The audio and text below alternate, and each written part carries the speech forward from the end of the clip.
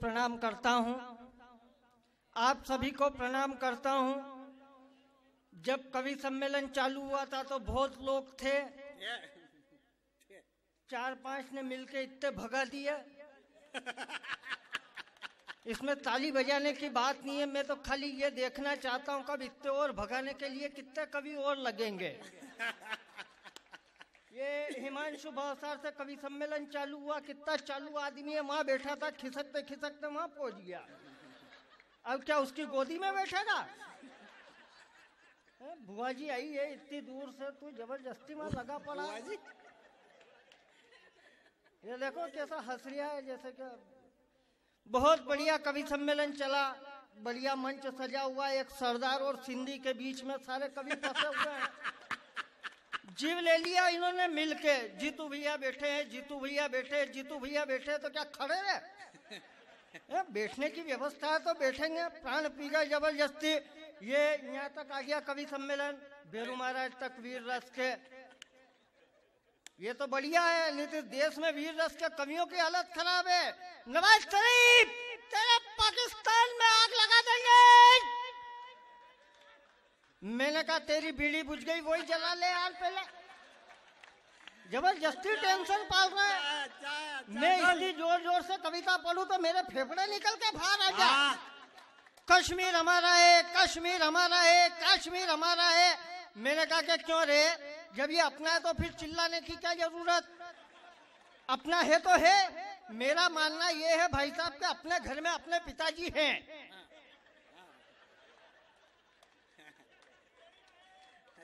तो अपन रोज सुबह उठ के कॉलोनी में मोहल्ले में चिल्लाते हैं क्या कि मेरे पिताजी हैं, ये मेरे पिताजी हैं? नहीं चिल्लाते। अपन रोज सुबह उठ के मोहल्ले में चिल्लाते, पड़ोसी को शक हो जाए किसके है भी के लिए यार। इसलिए मैं तो ये टेंशन ही नहीं लेता हूँ। काय के लिए पाकिस्तान पे कविता लिखना, 2 कोड़ी पे के देश पे 2 करोड़ की कविता काय के लिए लिखना? और हम तो सनातन धर्म। बड़े भावुक हो मालवा के लोग, इतने में ही ताली बजा दी। 2 करोड़ की कहाँ कविता है? ये सब कवि कह रहे हैं कि आज तो प्रेम में आए हैं, आज तो प्रेम में आए, पैसे तो दिए ही नहीं है। और ये तो हमको भी समझ रहा है कि सिंधी आदमी ने बुलाया तो पैसे का क्या काम। हम ट्रेन में बैठे हुए, मैं बैठा हुआ, लक्ष्वानी जी बैठे, सामने एक चाइनीज बैठा, उस चाइनीज के हाथ पे एक मक्खी बैठी तो उसने यूं करके मारी, उठा के और मुंह में रख ली। मेरा दिमाग खराब, मैंने कहा कितना गंदा आदमी है। 10 मिनट बाद एक मक्खी लक्ष्वानी जी के हाथ पे बैठी, इनने यूं करके मारा और उस चाइनीज से बोले बोल खरीदेगा क्या? ये है सिंधी आदमी। काय के लिए पाकिस्तान पर कविता लिखना?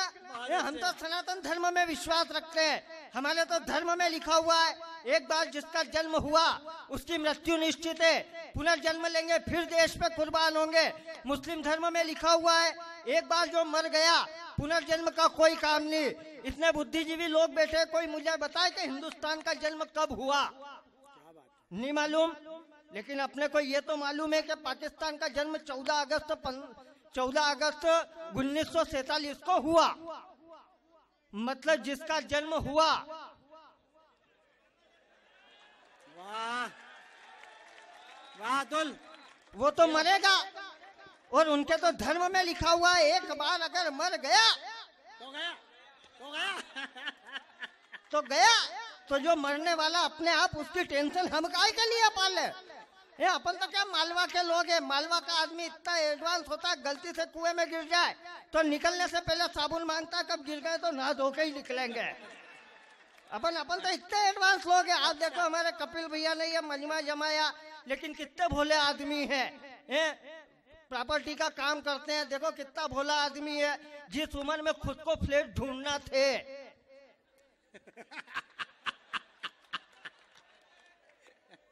उस उम्र में लोगों को फ्लैट बताते फिर रहे। किसी किसी को कल भी समझ में आ सकती है। नोट बंद हो गए, नोट बंद हो गए, प्राण खा गए। नोट बंद हो गए तो क्या हो गया?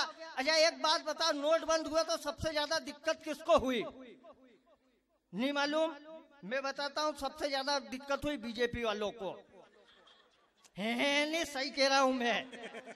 मैं राम रहीम कॉलोनी में रहता हूँ, राव में। मेरे पड़ोस में एक औरत रहती है। भैया सुनना नई बात है, आनंद लेना आप। मेरे पड़ोस में एक औरत रहती है, उसका आदमी खूब दारू पिए, ऊपर से भांग का अंटा फंसा है, ऊपर से चिलम फंसा है, और शाम को आके उस औरत को खूब मारे, चोटी पकड़ के, दे लात दे घुसे, दे लात दे घुसे। और जब सुबह उस औरत की सहेली उससे पूछे कि क्यों बहन जिया जी कैसे हैं, तो कि भगवान कसम ऐसा देवता आदमी है नहीं कि 7 जन्म में ऐसा ही आदमी मिलना चाहिए। अब ये औरत कौन है? बीजेपी। पति नरेंद्र मोदी सरी का ही मिलना चाहिए। कितना ही मारे, दे लात दे घुसे, दे लात दे घुसे, ताली बजाओ नहीं तो लात घुसे बंद ही नहीं होंगे। इसलिए देखो मैं क्या ज्यादा टेंशन का कभी नहीं हूँ कि अर्जुन यदि मिल गया तो कृष्ण की गीता हो जाएगी, व्यथा हृदय की आंख में पावन सरिता हो जाएगी। और आपके लायक यदि हमें भी कुछ कहना आ गया तो एक पंक्ति में ही हमारी संपूर्ण कविता हो जाएगी। ताली बजा, अच्छी बात में है मत करो। इधर मामा जी बैठे हैं, नारायण पटेल जी, गुलाबी कलर का कुर्ता फंसाया है, सीधी सरल रेखा कवियत्री से मिला रखी है। जब से कवि सम्मेलन चालू हुआ 4 घंटे हो गए, 10 बार चश्मा निकाला, पोछा, वापस लगाया। आप इतनी ध्यान से देखोगे मामा जी तो वापस मोतियाबिंद हो जाएगा। इतनी ध्यान से क्या देख रहे हो आप? और इन्होंने जो ये चश्मा पोछ रहे वापस लगा रहे, मैं 2 पंक्तियां पढ़ता हूँ नारायण पटेल जी के लिए। अगर ठीक पढ़ दूं तो पटेल साहब के लिए ताली बजाना कि चश्मा पोछ पोछ कर सिग्नल मिला रहे हो। तालियां कमजोर है आपकी कि चश्मा पोछ पोछ कर सिग्नल मिला रहे हो, पर ये वाईफाई नहीं है। आप खुद को दिग्विजय सिंह समझ रहे हो, पर ये अमृता राय नहीं है। अच्छा है, अच्छा अतुल। मामा जी देखो आप क्या आनंद ले रहे हैं। लड़के बिगड़ गए, लड़के बिगड़ गए, कहाँ से बिगड़ गए? मैंने मामा जी से पूछा, मैंने कहा आप इस उम्र में भी ऐसी हरकत करो तो जवानी में क्या करा होगा? मैंने कहा आपने तो खूब कोट कूदे होंगे। सब कुछ नहीं यार। मैंने कहा यार अब तो मोबाइल के जमाने, मामा जी पुराने जमाने में प्यार का इजहार कैसे करते होंगे? तो कुछ नहीं, मैं जवानी में हरिद्वार गया था, एक घंटी ले आया। मैंने कहा अच्छा इससे क्या होता है? तो जब भी तुम्हारी मामी से मिलने की इच्छा होती थी तो मैं घंटी बजा देता था। मैंने कहा वाह यार। मैंने कहा कभी मामा जी मामी जी को मिलने की इच्छा हो तो वो तो हर आधे घंटे में आके पूछते थे तुमने घंटी बजाई क्या? ताली बजाओ मामा जी के लिए, ऐसा काम नहीं चलेगा। लड़के बिगड़ रहे, कहाँ बिगड़ रहा है? बिगड़ने का काम आजकल ऊपर से चला आ रहा है। आशाराम बापू, नारायण दत्त तिवारी, दिग्विजय सिंह, हमारे नारायण पटेल जी ने उम्र मामा जी की 72 साल है, पर डेंटिंग पेंटिंग ढंग की करते तो 50 के नजर आते हैं।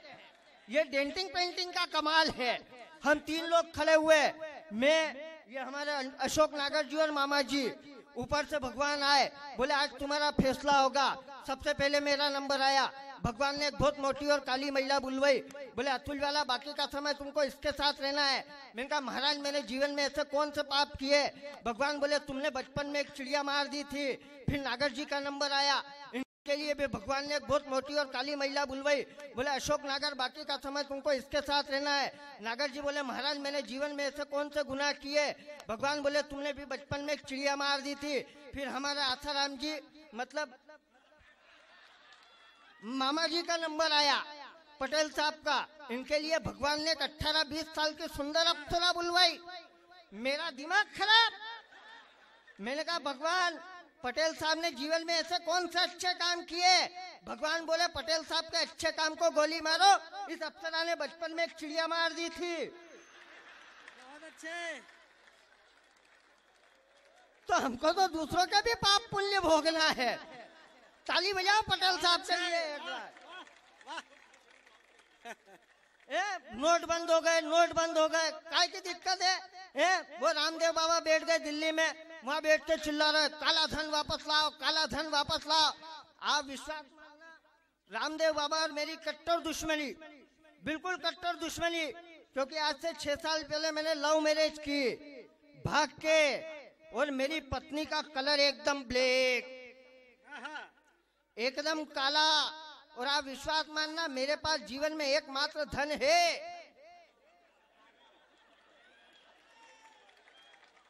वो है पत्नी। अब रामदेव बाबा दिल्ली में बैठ के चिल्ला रहे, काला धन वापस लाओ, काला धन वापस लाओ। मैंने कहा बाबा जी, क्या पिताजी का इलाज चल रहा है जो वापस लाओ? बड़ी मुश्किल से तो इसको भगा के लाया, और आप कह रहे हो कि वापस लाओ। यहाँ तक थी दुश्मनी, दुश्मनी, कट्टर दुश्मनी क्यों है? बात आप तक पहुंचे तो ताली बजाना। पहले तो बाबा जी कहते रहे काला धन वापस लाओ, काला धन वापस लाओ। बाद में कहने लग गए कि इसको सार्वजनिक करो। अच्छा अतुल, इसलिए मैं तो ये टेंशन ही नहीं लेता हूँ।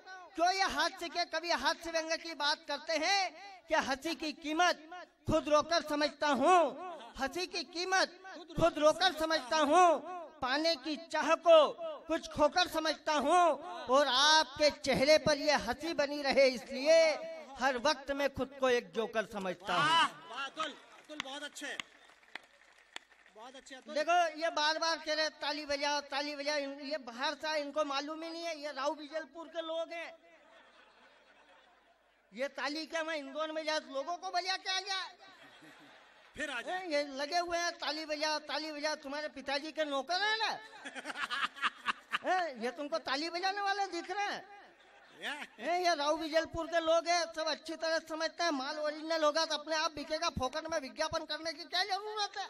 बहुत अच्छे, बहुत ये अच्छे। प्राण पी गए। देखो हम तो क्या राव बिजलपुर के लोग हैं, हमारे यहाँ सब काम प्रकृति से होता है।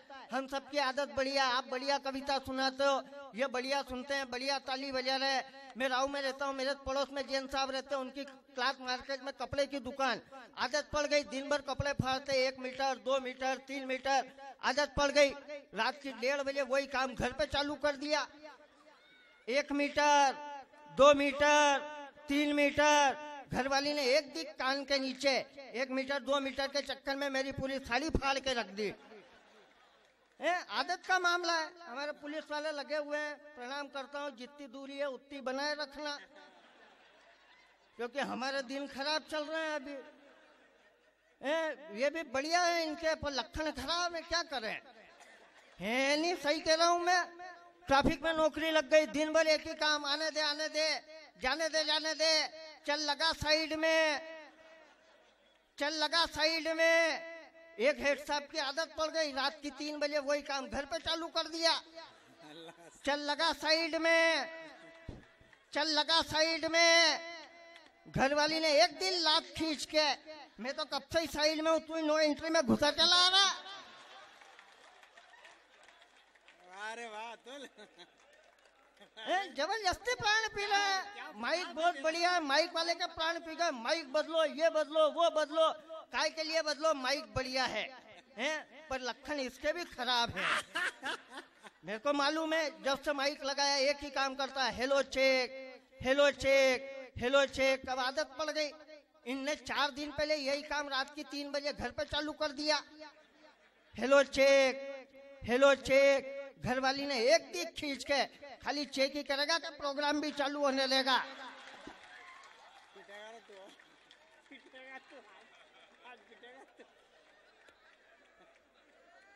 ताली वाली बजा, ऐसा काम नहीं चलेगा।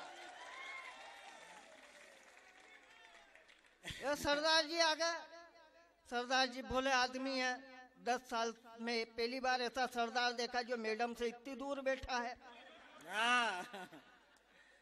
पगड़ी अगड़ी बांध ली है, बढ़िया सरदार जी है, भोला आदमी है। मेरे साथ रेलवे स्टेशन पर खड़े हुए 3 दिन पहले भोपाल रेलवे स्टेशन पे। 2 आदमी आगे लगे टिकट के लाइन में, इधर सरदार जी खड़े, तीसरे नंबर पे मैं लगा। पहले आदमी ने पैसे बढ़ाए के अमृतसर का टिकट दे दो। सरदार ने दिया है घुमा के, अमृतसर बोलता है, अमृतसर साहेब बोल। उसने कहा साहब एक अमृतसर साहेब का टिकट दे दो। फिर पीछे वाले ने देखा यार ये सरदार खतरनाक आदमी है, साहेब नहीं लगाओ तो मारता है। उसने पैसे बढ़ाए के भटिंडा साहेब का टिकट दे दो। फिर सरदार जी का दिमाग खराब, तो साला अटिंडे भटिंडे के आगे भी साहेब लगा रहा है, मतलब अमृतसर साहेब का भी नाम खराब कर रहा है। उसने भी माफी मांगी, वो भी निकल लिया। अब नंबर अपना। मैंने कहा ये सरदार वाकई में खतरनाक आदमी है, साहेब लगाओ तो मारे, नहीं लगाओ तो मारे। मैंने कहा कुछ नहीं, अपन तो अपने राव बिजलपुर की बुद्धि लगाओ। मैंने पैसे बढ़ाए, मैंने कहा ये सरदार जहाँ का के वहां का एक टिकट दे दो। तो अपन तो क्या कम में खुश रहने वाले लोग हैं। ये मालवा है, यहाँ कविता भी अगर सुनी जाती है तब पंक्तियां निवेदन करता हूँ कि ममता को छोड़ वासना के स्पर्श पर आ गए, मर्यादित लोग अश्लीलता के निष्कर्ष पर आ गए। वो पंक्तियां तब निवेदन करता हूँ जब इस मंच पर माइक पर खड़े होकर हम माँ सरस्वती की वंदना करते हैं, उस माँ की वंदना करते हैं जिसके हजारों नाम है।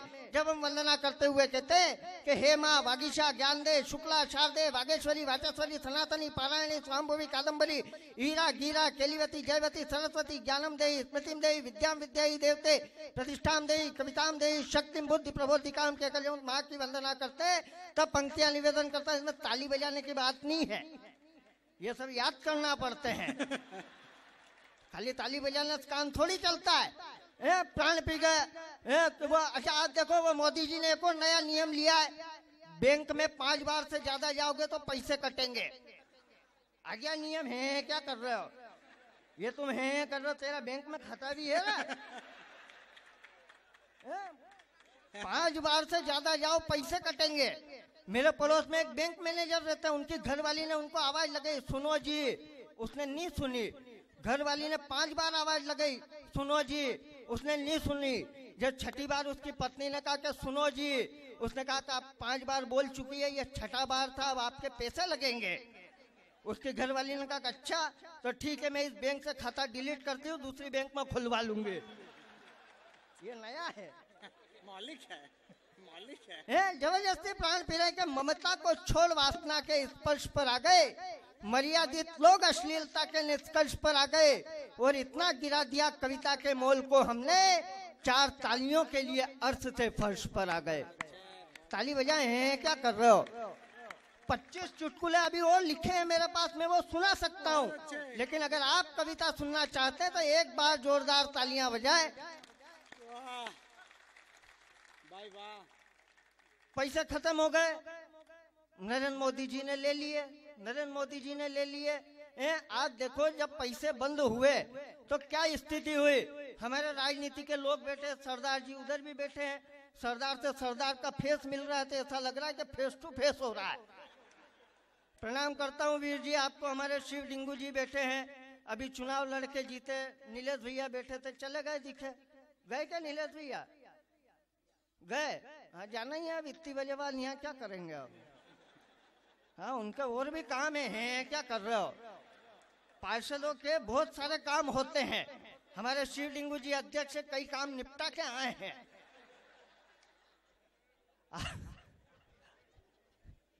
खाली है मत करो, ताली बजाओ शिव भैया के लिए। ये देखो ये नेता लोग है हमारे भैया, चुनाव लड़ते हैं तो ये कोई इनने क्या गुनाह किया क्या? ये प्राण पी गए, नेता ऐसे नेता ऐसे। मैं राजनीति पे कोई कविता नहीं लिखता हूँ, इसलिए नहीं लिखता हूँ, मेरा मानना है कि ये नेता कोई आसमान से नहीं टपके, इनको हमने जिताया तो नेता बने। और मेरा मानना ये है कि फैक्ट्री अगर खराब है तो उत्पादन ढंग का आएगा क्या? नहीं आएगा। फिर फैक्ट्री सुधारने की बात करो ना, इनके काय के लिए प्राण पीना? ये हमारा नीलेश भैया है, शिव डिंगू जी है, ये पार्षद लोग हैं, इन बापड़ों की हालत तो पहले ही खराब है। इन लोगों की हालत ये कि सुबह उठ के लुगाई का मुंह नहीं देखते हैं, सुबह उठ के नालियां देखना पड़ती है, पानी कहाँ फंसा हुआ है। मेरे पड़ोस वाले भाई साहब का 5 साल का छोरा पूछता है पापा पापा राजनीति किसको कहते हैं? अब वो बेचारा बाप जवाब क्या दे? उसने कहा कि देख तेरी माँ ये है सरकार, मैं पैसे कमा के लाता हूँ इसलिए मैं हूँ अर्थव्यवस्था। लड़का झट से बोला पापा मैं, तो क्या तू इस देश की जनता? तो साल भर का छोटा भाई ये, तो क्या लोकतंत्र? तो क्या अपने घर में नौकरानी काम करती ये कौन है? तो क्या कर्मचारी। पूरा घर रात की 2 बजे सोया हुआ। उस लड़के ने देखा खुद का साल भर का भाई गंदगी करके पड़ा पड़ा जोर जोर से रो रहा है, माँ घोड़े बेच कर सो रही है और रात की 2 बजे बाप नौकरानी के कमरे में घुसा हुआ है। उसको कुछ भी समझ में नहीं आया, वापस आके सो गया। सुबह 8 बजे अपने बाप से कहता है पापा पापा मैं राजनीति सीख गया। बाप को बड़ा आश्चर्य हुआ, 12 घंटे में राजनीति कैसे सीख गया? और लड़के का जवाब अच्छा लगे तो अच्छी ताली बजाना। लड़का कहता है पापा इस देश की राजनीति ऐसी हो गई है कि जनता भूख प्यास से दुखी है। कि पापा इस देश की राजनीति ऐसी हो गई है कि जनता भूख प्यास से दुखी है, लोकतंत्र गंदगी में पड़ा हुआ है, सरकार घोड़े बेचकर सो रही है और अर्थव्यवस्था कर्मचारियों का शोषण कर रही है। बस यही इस देश की राजनीति है। ये स्थिति है। ये आप देखो हमारे नेता लोग बैठे, इन पे मैं कुछ नहीं कहूंगा, लेकिन मैं 4 पंक्तियां पढ़ूंगा, इशारे में समझ जाए तो ताली बजाना कि दूध प्योर होके भी सपरेटा बनेगा तू। हमारे कपिल चौधरी को इन पंक्तियों से इसका कोई लेना देना नहीं है। शिव डिंगू जी को जीतू भैया की तरफ बिल्कुल मत देखना पंक्तियां सुन के कि दूध प्योर होके भी सपरेटा बनेगा तू, झूठ बोल बोल के सच का विक्रेता बनेगा तू। और इनको देखकर मास्टर जी की यही राय थी, बड़ा बदमाश है एक दिन नेता। ताली बजाए हैं मत करो। अच्छा है। आइए आप ताली बजाए, मैं एक अच्छी कविता आपके बीच में पढ़ता हूँ। आपने मुझे हास्य व्यंग में सुना, समय की अपनी मर्यादा है, हमें अशोक भाटी जी और अशोक नागर जी को सुनना है। लेकिन एक वादा मैं आपसे चाहता हूं कि इन कवियों को सुने बिना कोई नहीं जाएंगे और इनके बाद जीतू भैया कविता सुनाएंगे। आप पूरा सदन एक बार तालियां बजाएं भैया के लिए। उनको सुने बिना कोई मत जाना। भैया का मामला बहुत अलग है। मैं तो भगवान से ये प्रार्थना करता हूं कि वे आदमी बने रहें जैसे हैं। नहीं सही कह रहा हूं मैं। मेरी तकलीफ है कि ये नेता नहीं हो पा रहे हैं। वो इंसान है, इंसान बने रहे, ये उनकी सबसे बड़ी विशेषता है। पूरा सदन एक बार जीतू जिराती जी के लिए तालियां बजाएं। वाह। हालांकि थोड़ी बहुत नौटंकी तो भैया अपने को भी आनी थी। भले अपन खंबे पे मत चढ़ो, निशानी पे चढ़ जाओ। किसी किसी को सब समझ में आ गया है, पर ताली नहीं बजा रहे। 2 ही आंख पे पट्टी मत बांधो, एक पे बांधो। इतनी नौटंकी अपने को आना थी। ये राजनीति का काम है। आप जिराती जी के लिए एक बार पूरा सदन तालियां बजाएं। मैं एक कविता पढ़ता हूं कि पिता होते क्या हैं। आपने मुझे हास्य व्यंग में सुना, मैं तमाम हास्य व्यंग की बात कर सकता हूं, लेकिन मैं इस मंच पे खड़ा हूं। जिराती जी भी इस कविता को पहली बार सुनेंगे। मैं कविता पढ़ता हूं कि पिता होते क्या हैं। मैं 4 पंक्तियां पढ़ता हूं, चौथी पंक्ति अगर आप तक पहुंच गई तो मेरा यहाँ आना सार्थक हो जाएगा। मेरा मानना यह है कि वह व्यक्ति सर्वाधिक धनवान है जिसके घर में उसके पिता जीवित हैं। बस यहाँ से पंक्तियां सुनिएगा कि पिता के संस्कारों की 12 खड़ी से ज्यादा कुछ भी नहीं। पिता के संस्कारों की 12 खड़ी से ज्यादा कुछ भी नहीं। उनकी मुस्कुराहट की घड़ी 2 घड़ी से ज्यादा कुछ भी नहीं।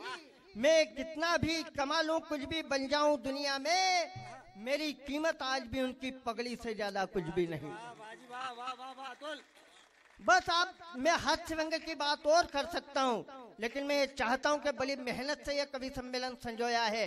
तब मैं एक अच्छी कविता पढ़ना चाहता हूँ। हमने मामा जी पर टिप्पणी की कि बुजुर्ग ऐसे होते हैं, लेकिन हमने हास्य व्यंग के लिए की क्यों इन बुजुर्गों का सम्मान करना चाहिए, इस पीढ़ी का सम्मान करना चाहिए। मैं 4 पंक्तियां पढ़ता हूँ। अगर कहीं मालवा कविता समझता हो, कहीं जो आक्षेप लगता है कि मालवा में कविता नहीं सुनी जाती, तब मेरी 4 पंक्तियों पे आपकी तालियां मुझ तक पहुंचे कि संवेदना मर गई या जिंदा है ये सवाल जरूरी है।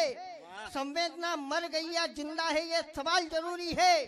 अपनी भी इमारत खंडहर होगी ये ख्याल जरूरी है। और इनको देखकर लगता है कि हम जागीरदार हैं शहर के, ये पुराने महल है, इनकी देखभाल जरूरी है।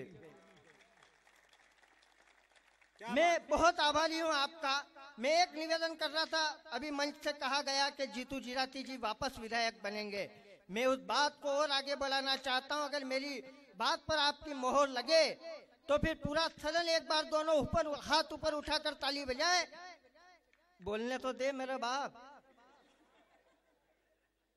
जीतू भैया अगले विधायक नहीं, अगले मंत्री बनेंगे।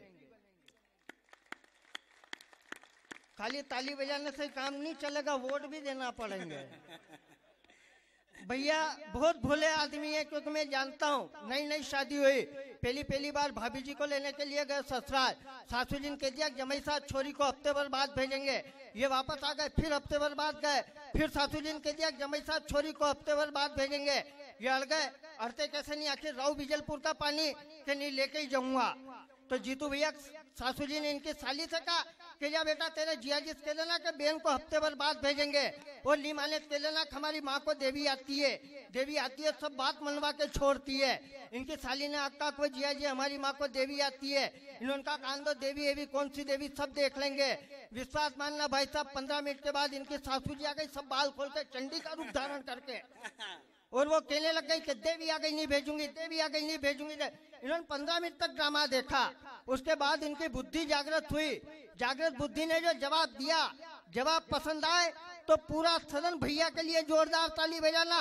इनकी सासू जी कह रही थी कि देवी आ गई नहीं भेजूंगी, देवी आ गई नहीं भेजूंगी। इन्होंने कहा हट, बेरू आ गया लेके जाएगा, बेरू आ गया लेके जाएगा, बेरू आ गया।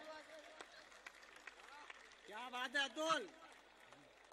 अरे आप मेरे को सुनने में ज्यादा लोड मत ले, आप मेरे को इस तरह से सुनो जैसे मैं इस मंच का सबसे छोटा कवि हूँ। 10 का नोट, अपन राव बिजलपुर के लोग हैं, अच्छी तरह समझते हैं 10 का नोट कैसा भी हो, फटा हो, टूटा हो, टेप लगा हो, चली जाता है। ये हमारे हिमांशु भावसार को सुनना, ये 1000 का पुराना नोट है, रात में कभी भी बंद हो सकता है। ये हमारा सरदार जी 500 का नया नोट है, लोग सरदार को देखने को ही मरे जा रहे हैं। ये इधर दिनेश भैया बैठे हैं, ये 10 का सिक्का है, लोगों को भरोसा ही नहीं हो रहा है कि असली है कि नकली है। ताली अगली बात पे बजाना, लेकिन मोदी जी ने ये कह रखा है कि जो इसको नकली मानेगा उस पे केस किया जाएगा। इधर गुलाबी रंग में 2000 का नोट बैठा है, बैठा ही है। इस 2000 के नोट की दिक्कत ये है कि ये खुला नहीं हो रहा है। होए कहाँ से, आगरा में है। कहाँ से गुल्ला हो? प्रेम की नगरी ताज की नगरी से आई हूँ, ताज की नगरी से आई हूँ, खुद का ब्याह हो ही नहीं रहा है। 2-4 दिन यहाँ रहे, ताली बजाओ, ऐसा काम नहीं चलेगा।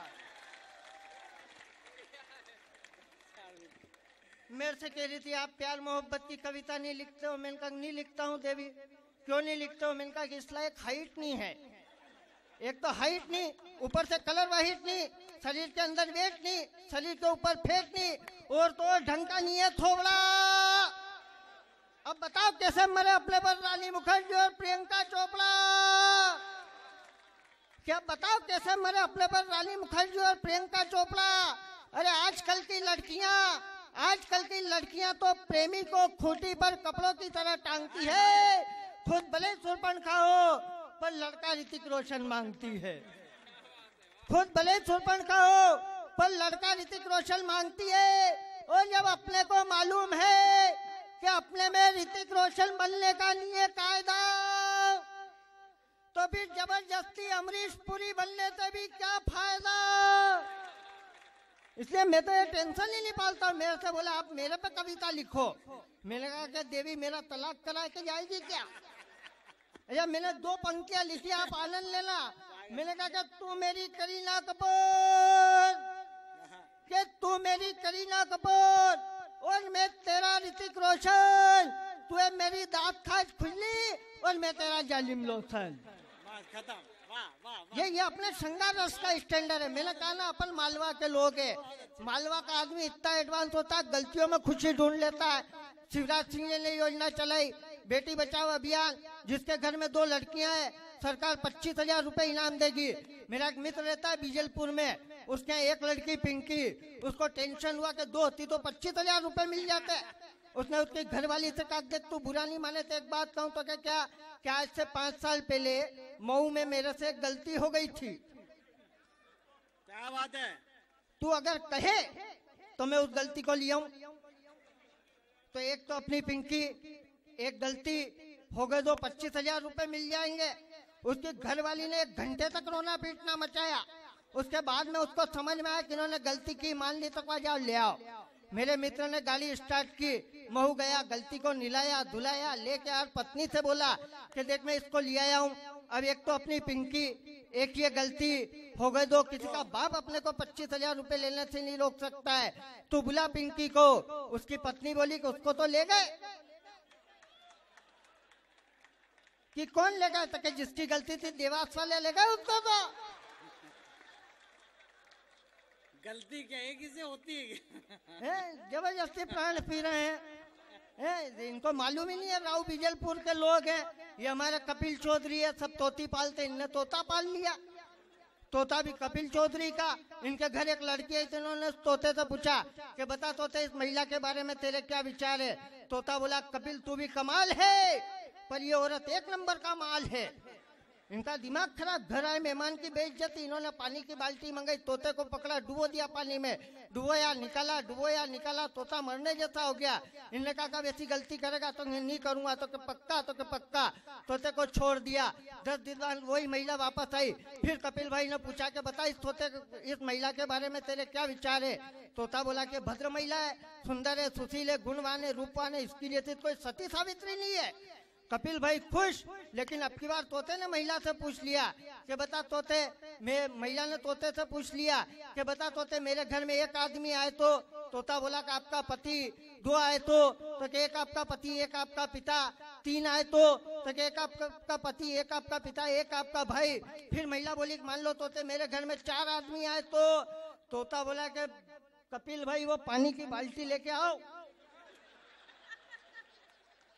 ये औरत मेरा मुंह खुलवाने पर तुली हुई है। अपन तो क्या मालवा, जबरदस्ती प्राण पी रहे। मोदी जी आ गए, भ्रष्टाचार खत्म हो जाएगा, मोदी जी आ गए। आप भरोसे मत रहना, है नहीं सही कह रहा हूँ मैं। हम तो हिंदुस्तान के इतने कलाकार लोग हैं कि जहाँ रहे वहाँ चालू कर दे। ये हमारा सुरेंद्र भैया देखो, ऐसा सिंधी आदमी हो तो जहाँ चालू कर दे, वहाँ जहाँ रहे वहाँ। 3 इंजीनियर मरे, भारत पाकिस्तान और चीन का ऊपर पहुंचे। यमराज का दरवाजा खटखटाया, इतनी जोर से खटखटाया दरवाजा नीचे गिर गया। अंदर से दूत आया, बोले क्या चाहिए, तो हम इंजीनियर अंदर ले लो। दूत ने कहा अंदर तो ले लूंगा, पर ये दरवाजा ठीक करवाना, इसकी कीमत बता। दूत ने पहले पाकिस्तान वाले से पूछा तू बता रहे रहीम खर्च कितना आएगा। रहीम बोला महाराज खर्च आएगा 9,000 रुपए का। तो कैसे, तो क्या 3,000 की लेबर, 3,000 का मटेरियल और 3,000 मेरे। दूसरे नंबर पे उसने चीन वाले से पूछा कि तू बता रहे चीन 500 खर्च कितना आएगा। वो बोला महाराज खर्च आएगा 12,000 रुपए का। तो कैसे, तो क्या 4,000 की लेबर, 4,000 का मटेरियल और 4,000 मेरे। अब उनके बाद में अपने भारत का पुरुषोत्तम अपनी मस्ती में खड़ा हुआ, उसको कोई लेना देना नहीं कि चल क्या रहा है। दूत ने उससे पूछा तू बता रहा पुरुषोत्तम खर्च कितना आएगा। पुरुषोत्तम बोला देखो महाराज खर्च आएगा 29,000 रुपए का। कि वो 29,000 का कैसे आएगा, तो क्या 10,000 तो तेरे। ताली बजाए, ऐसा काम नहीं चलेगा। कि 10,000 तो तेरे, 10,000 मेरे, बचे 9,000 तो इस पाकिस्तानी को ठेका दे देंगे, अपने आप काम करेगा, अपने करने की क्या जरूरत है। अपन तो क्या कम में खुश रहने वाले लोग हैं। देखिए मैं जो कविता पढ़ रहा था उसके बजाय एक अच्छी कविता पढ़ता हूँ, गंभीर कविता पढ़ता हूँ। हंसने हंसाने की बात हमने खूब की। पंडित अशोक नागर जी को अभी हमें सुनना है, वे हास्य के बड़े कवि हैं। अशोक भाटी जी को सुनना है, दिनेश दिग्गज जी को सुनना है। मैं एक नई कविता पढ़ता हूँ, मैं विषय पढ़ूंगा। अगर विषय पर आपकी तालियां आ गई तो मैं एक छोटा सा व्यंग आप तक पहुँचाता हूँ। पिछले दिनों पाकिस्तान में गायत्री मंत्र का पाठ हुआ और मंच पर थे नवाज शरीफ। उसके बाद नवाज शरीफ ने प्यार और सद्भाव की बातें की। यहीं से मैं एक नई कविता पढ़ता हूँ, आप एक बार तालियां बजा दीजिए। अच्छा विषय है, अच्छा विषय, अच्छा विषय। कि गायत्री मंत्र पढ़ते ही कानों में नवाज बोले शरीफ की बोली में। गायत्री मंत्र पढ़ते ही नवाज, गायत्री मंत्र कानों में ही पढ़ते नवाज, गायत्री मंत्र पढ़ते ही कानों में नवाज बोले शरीफ की बोली में। क्या रखा है, क्या रखा है बम बारूद तोप तमंचे गोली में।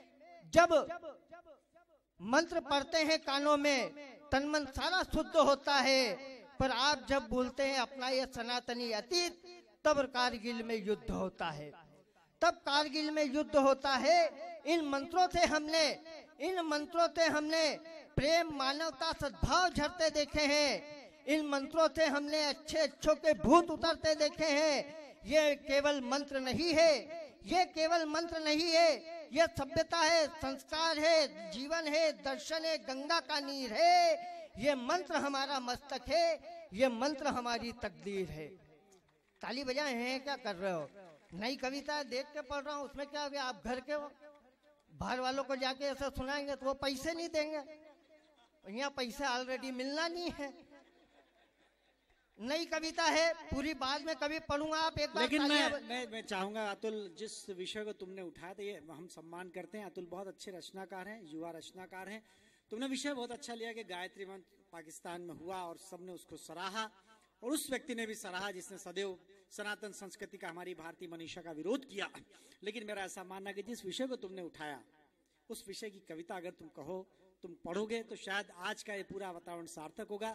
मैं चाहता हूं कि अतुल, मेरा प्रिय छोटा भाई, पिता शीर्षक से जो उसकी कविता बड़ी लोकप्रिय रही, आपकी तालियों इस बात पर प्रस्थांकन करें ताकि हम उससे वो कविता सुन सकें।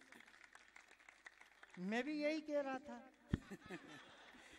तू नहीं तो मेरे को कहा था, ये तू क्या बोल कलाकार हैं, लाला जी हैं, ये हमारे सुरेंद्र श्रीवास्तव के भाई हैं। लाला लोग बड़े चालू होते, दूसरे के शोकेस में रख के अपने समोसे बेच ही लेते हैं। मैं वही कविता पूरी करता हूँ। भैया आप भी पहली बार सुनेंगे, मैंने वहां से कविता प्रारंभ की थी कि पिता के संस्कारों की 12 खड़ी से ज्यादा कुछ भी नहीं।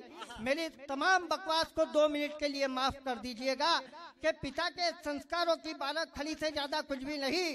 उनकी मुस्कुराहट की घड़ी 2 घड़ी से ज्यादा कुछ भी नहीं। मैं कितना भी कमा लूं, कुछ भी बन जाऊं दुनिया में, मेरी कीमत आज भी उनकी पगड़ी से ज्यादा कुछ भी नहीं। और यहाँ से पंक्तियां सुनिएगा कि मेरी कीमत आज भी उनकी पगड़ी से ज्यादा कुछ भी नहीं। वो फटी किताबें, टूटी कलम, स्लेट पट्टियां याद आती है। वो फटी किताबें, टूटी कलम, स्लेट पट्टियां याद आती है। साल भर रहता था जिनका इंतजार, वो छुट्टियां याद आती है। अब भी लड़खड़ा जाता हूँ चलते चलते कहीं किसी राह में, मुझे भगवान से पहले बस पिता की उंगलियां याद आती हैं। वाह वाह वाह वाह वाह वाह। मुझे भगवान से पहले, आप बहुत मन से सुन रहे हैं, 4 पंक्तियां गंभीरता के साथ पढ़ता हूँ। वो पंक्तियां पढ़ता हूँ जिनको लिखते वक्त मैं रोया था। दावा तो नहीं करता, लेकिन एक विश्वास है कि अगर आपने मन से पंक्तियों को सुना तो आपकी भी पलकें गिली होंगी। 80% लोगों का एक दर्द पढ़ता हूँ, एक दृश्य अधिकतर बच्चे बचपन में देखते होंगे। बस पंक्तियां मन से सुनिएगा कि मुझे भगवान से पहले बस पिता की उंगलियां याद आती है। मेरे हर अच्छे बुरे काम उनके ध्यान में रहते थे। मेरे हर अच्छे बुरे काम उनके ध्यान में रहते थे। हम घर में नहीं, उनके दिलो जान में रहते थे। और मैं नई जींस टी शर्ट पहन सकूं दिवाली पर, इसीलिए पिता मेरे फटी बनियान में रहते थे। इसीलिए पिता मेरे फटी बनियान में रहते थे। अरे अरमानों से लाई गुल्लक यूं ही फोड़ देता था, खाते खाते थाली में कलेवा छोड़ देता था। फिर भी पिता थे जो खुशी से मुस्कुराते थे, जब घर लाते ही पल में खिलौना तोड़ देता था।